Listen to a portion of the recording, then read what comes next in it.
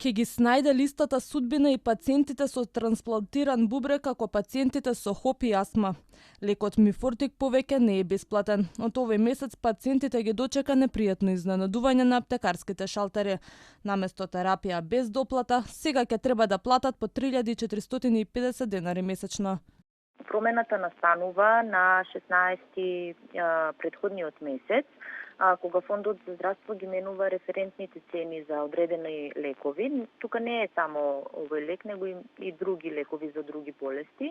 И всушност Мифортикот станува лек со доплата, а државата треба да обезбеди друг лек со иста генерика без доплата. Пациентите се плашат да менуваат лек бидејќи се работи за терапија која го штити трансплантираниот бубрек, а секоја промена во резултатите е опасна по нивното здравје да го изгубат бубрегот, додава Балиска.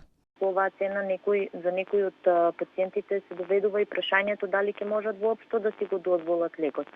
Од Министерството за здравство велат дека во тек се преговори со компанијата.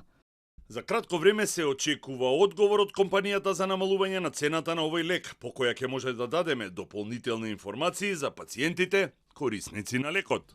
Побаравме став и од Фондот за здравство, но до објавување на овој прилог не добивме одговор. Инаку пред извесен период слична судбина има и пациентите со ХОП и астма.